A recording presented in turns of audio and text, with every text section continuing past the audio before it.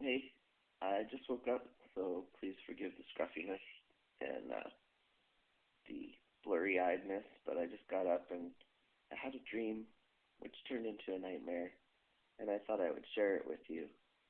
So here's basically how it went. It started out as a really beautiful dream on the beach, wind in my hair, you know, just enjoying myself. I love the beach.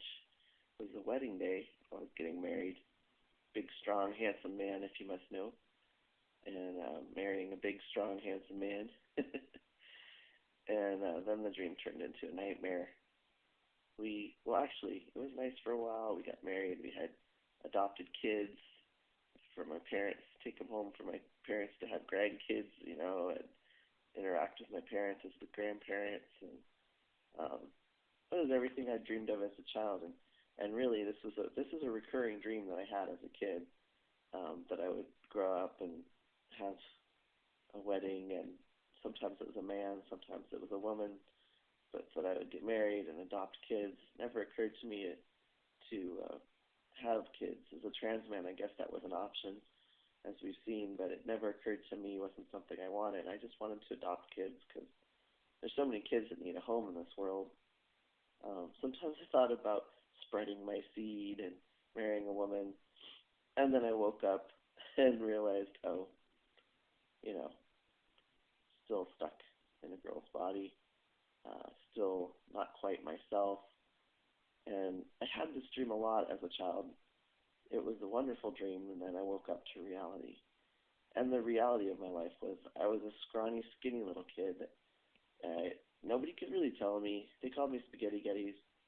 People who knew me, they called me a dyke. They threw things at me, especially in junior high when my best friend decided that she didn't like being labeled a dyke and spread rumors about me, and it all got worse.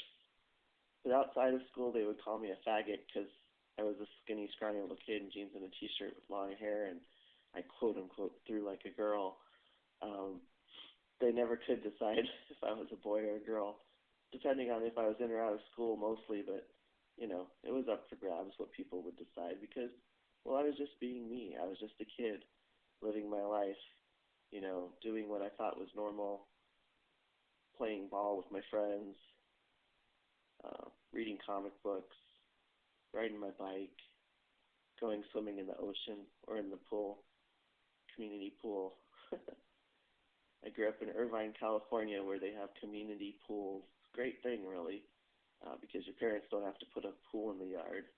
That's because most of the yards in Irvine aren't big enough for a pool. Playing at the park, being on the soccer team when I was little, and then growing up to try and get onto the basketball team. And I had this dream time and time again. And it didn't matter where I was through my life, people gave me labels. I didn't necessarily know what they were, but they gave me labels, told me things about myself, and told me how life should be. And I think I bought into it a lot. I know I bought into it because I stuffed my dreams in a box and hid them away, really, even from myself. So when Prop 102 went through, and Prop 8, Prop 2, and all the various propositions that recently went through that say that you can't adopt if you're not a man and a woman, you can't get married if you're not a man and a woman. Well, those things affect me very closely, very personally, not just because of the friends that I keep saying I'm fighting for, not just for my friends who are Arizona natives and love it here, want to stay here, but can't get married here. And not just for my friends in California who got married and then were told their marriage was invalid, but for the dream that I had as a kid that was recurring, and I'd stuffed it in a box and forgotten on it, all about it, shoved it into a dark corner so I didn't have to think about the fact that I can't legally get married and have any protections. And people in the queer community don't get that. They think that if you're trans, if you transition and you have a male ID, you can marry a woman. Well, of course, then if I want to marry a man, that doesn't really help me, but you can marry a woman and it can be legal. Or if you're M to F, you can marry a man and it can be legal. And there's some amount of truth to that. until it ends in divorce. And let's face fact, 70% of all marriages are said to end in divorce now. It used to be 50 when I was growing up. We were taught, you grow up, you get married, and you work at it. You work hard at it because you don't want it to end in divorce.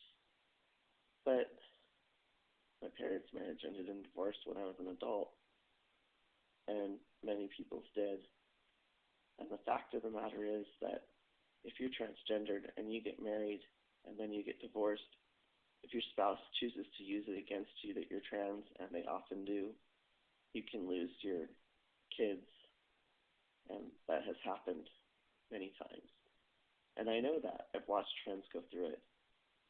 So I stuffed my dreams in a box because who wants to get married and be told that it's not, you have no legal protections? So I've been talking about how I want to fight this fight for my friends, but the reality of the matter is that this was always a dream of mine, and people trampled on it time and time again.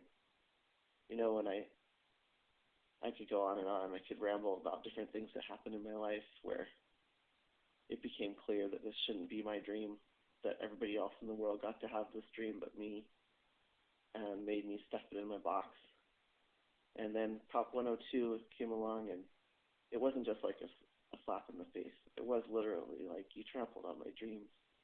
So I thought I should share them with you.